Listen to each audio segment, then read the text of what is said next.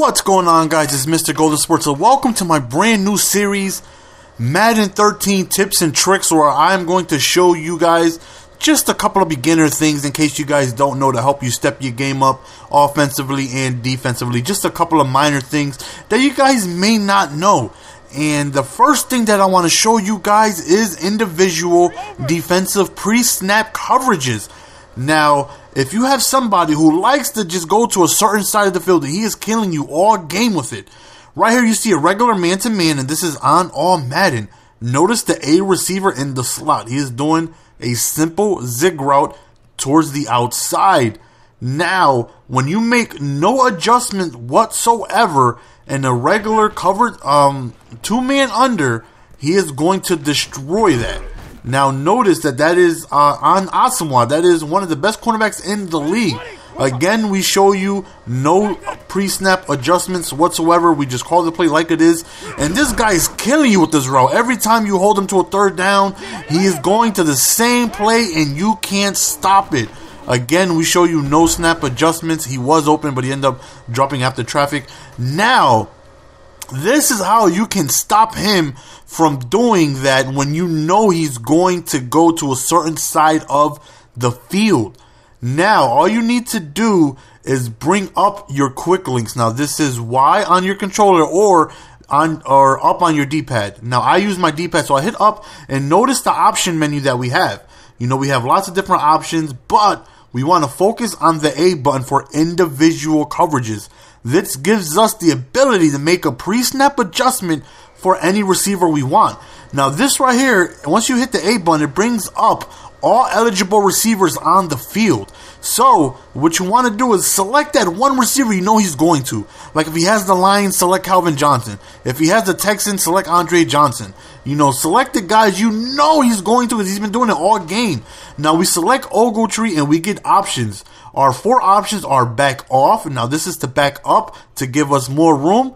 And our next option is to press. We want to specifically press that one receiver. But the most important thing is, and you could also do this for any receiver. You could, back off the receiver on the left if you think he's too fast. Back up everybody, but jam the receiver in the slot. You could jam everybody, but free up that one receiver to the right. Now you have multiple options. You could press everybody, back everybody up. You have multiple options.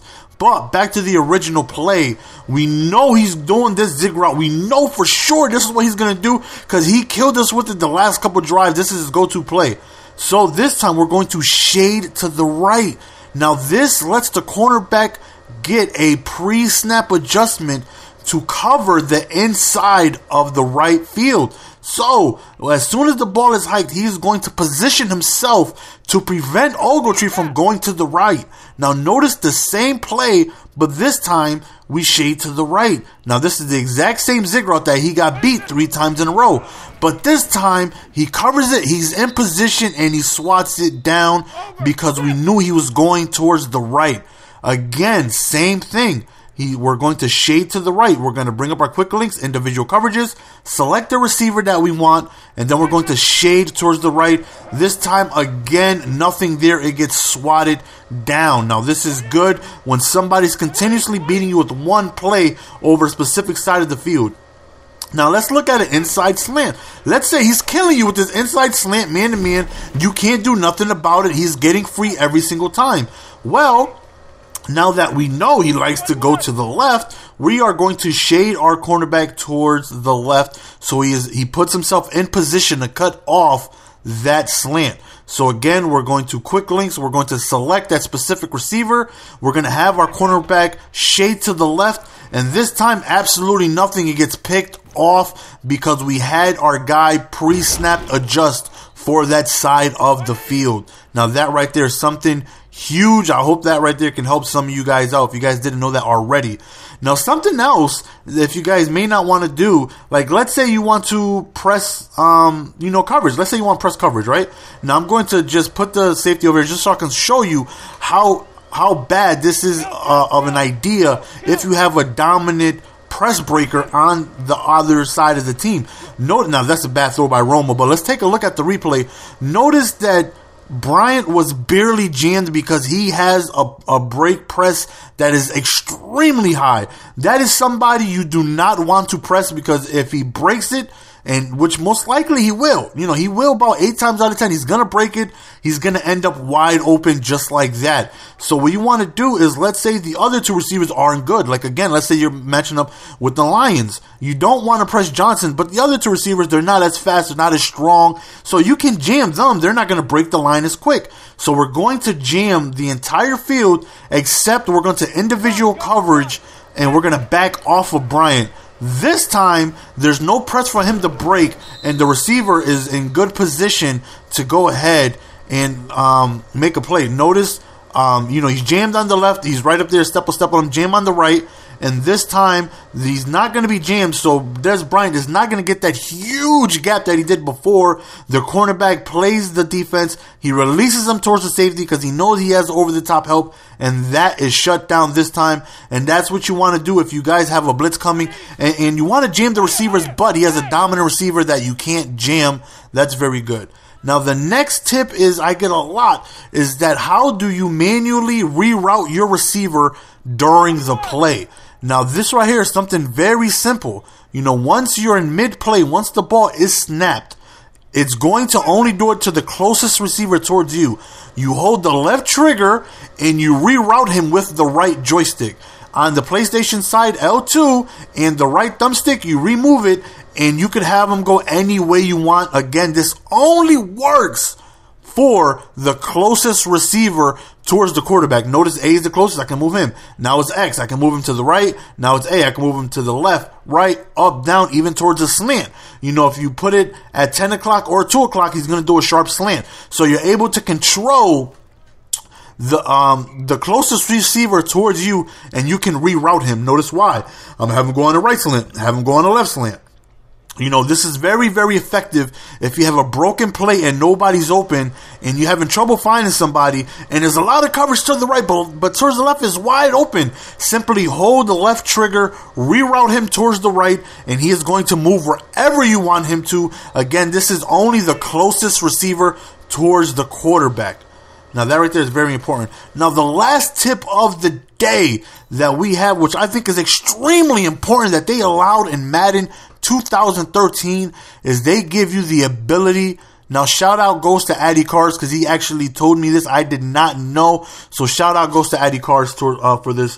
When you go to your depth chart, you are now allowed to put a receiver at a tight end position. Last year, as far as any Madden I know, you cannot do that for the last couple of Maddens. You cannot start a wide receiver at tight end. This year, it's eligible. So let's say you have, somebody, really, like you're stacked at receivers, but you don't have a tight end. Now, you can do that. Like when Addy Cars likes to play with the Redskins, he likes to put both Pierre Garçon and Santana Moss in the tight end slots and come out in two tight end slots, and that's dangerous because he got receivers that are quick. They're going to outrun any linebacker. They're very hard to match up with. So let's say you like the Cowboys and you want more speed over there at the tight end position. So we're going to go ahead and we're going to put Dez Bryant to start at the tight end position, and I think that right there is huge for teams that do not have a good tight end. So if you have a team like the Raiders and your tight end isn't that good, now you could put like Jacoby Ford as your tight end and have such blazing speed in that position. And I think this is a great opportunity for you to utilize this opportunity to put in a faster, more, better receiver at the tight end position if you don't have a decent tight end. Now, obviously with the Cowboys, you don't want to do this because Jason Witten is an absolute monster. But let's just say, for the sake of showing you how it works, we're going to put Dez Bryant in our tight end position. Now, obviously, he has way more speed than Jason Witten. So when a linebacker is matched up with Dez Bryant, it's an absolute mismatch, so we're going to go ahead and show you how this looks. We went into the wide receiver position, and now we have Dez Bryant as our tight end, and this right here, I think, is a huge way to take advantage of having another receiver on the field without sacrificing, another slot. So right here, we show you that Dez Bryant is now in our tight end position. And this, again, is going to be huge if you do not have a decent tight end on your team. You can remove him for a very good receiver. Now, notice Dez Bryant right there. He's in the tight end slot. He's going to be matched up with a linebacker, and that's absolute mismatch. They're not going to be able to cover his speed whatsoever, especially his acceleration. Now, it's a mismatch for Witten as well, but Dez Bryant is going to break the line quick because of his speed and acceleration. One tip I do want to give you guys is make sure you remove him when you are running the ball if you're going to continuously keep him in your tight end position. Right here, I show you that Dez Bryant in the tight end position is not going to be able to block anybody. So, like Eddie Cars, if he uses the Redskins, what you want to do is you want to just take him out just for that one play so he's not blocking for you. So, let's say you put in a wide receiver at your tight end. Simply remove him like I'm going to show you here for this one formation, this one play. Put back in your tight end for this one running play. And now, instead of having that receiver there, you now have a better blocker in that position. So now, as you can see, Jason Witten holds his block, and Babin is unable to do anything because Witten is way better at blocking than Dez Bryant.